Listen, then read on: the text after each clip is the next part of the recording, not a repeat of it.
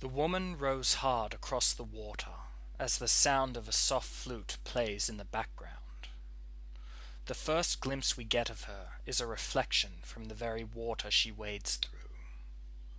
What can we tell about her from such a fragmentary glimpse? She is toned, my friends. It is not impossible to imagine that she is some kind of wood nymph, who rows these waters by day and retires at night to dine on assorted exotic berries and ale the color of pink bubble gum. Who is this maiden of the forest? Lo and behold, my good friends, it is none other than the acting giant herself, Academy Award winner and master of the craft, Meryl Streep. It is true that she is a dedicated actor devoted to the method. Throughout her career on the silver screen, we have seen her envelop herself in multiple cocoons and emerge from each a completely different and utterly unique butterfly. Her acting is so impeccable that one gets the sense that being even fractionally close to this woman may be fraught with its own difficulties. How are we to tell what is the real Meryl and what is just a role? Well, let me assure you, my friends, this woman you see in front of you is the real Meryl. What is she like? What goes through her mind? You could be a genius and still struggle to understand it. Before I mentioned that our divine feminine protagonist was toned, but now it is clear that that was an understatement. Meryl not only possesses the body of an Amazonian warrioress, we can tell by the look in her eyes that she is rowing for a very specific reason. Our hero doesn't row just because it allows her to escape from the micromanagement and minutiae of motherhood, nor because it relaxes her, which it most certainly does. She rows in anticipation for some vague perceived threat that she has conjured in her mind. What phantom apocalyptic scenario is she preparing for?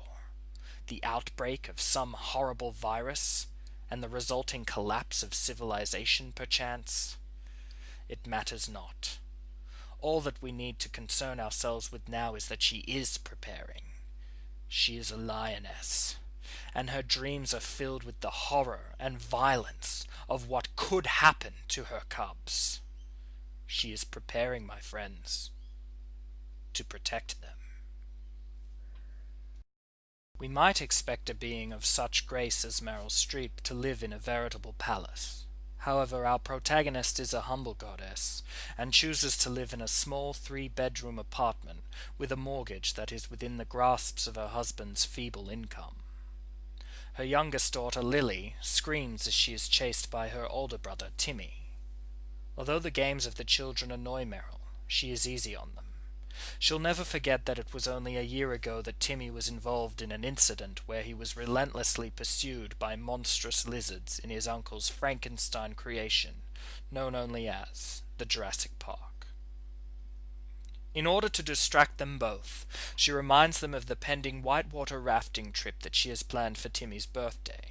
She tells him to pack the waterproof undies she bought him after the dinosaur incident, because the young progeny couldn't stop pissing himself while he slept. And look, the husband has returned home from his job as a low-level technician at a moderately successful IT company. How could a woman of such standing marry such a hideous chud? Well, Meryl Streep was born with a rare psychological disorder that only enables her to see the inequalities of people. Like that movie with Jack Black, but not as annoying. Because he was in such awe of her beauty and grace, on his wedding day he bowed down to her and gratefully took her last name. The sour look on his face exists because he has just been informed by his boss that he will be needed in the office over the weekend, and won't be able to attend the whitewater rafting trip. Everybody ignores him. Even the mutt that he rescued from a particularly nasty blizzard last Christmas. The sense of betrayal is palpable. Although one might expect any marriage containing at least one Meryl Streep to be perfect, I'm afraid to inform you that it just isn't so.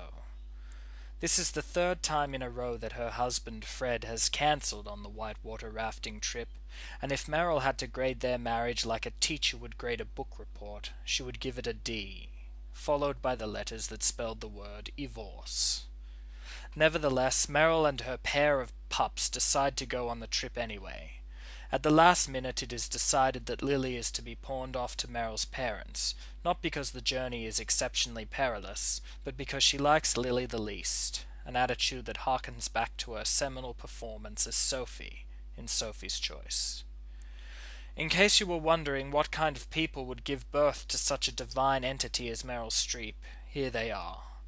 Meryl's father is a deaf genius with an IQ of roughly 12,000. He thought that regular sign language was too inefficient and so invented his own. And of course her mother. With 14 degrees in everything ranging from Australian Aboriginal art to civic engineering, she decided that the thing she enjoyed engineering the most was human relationships, and so became a psychologist.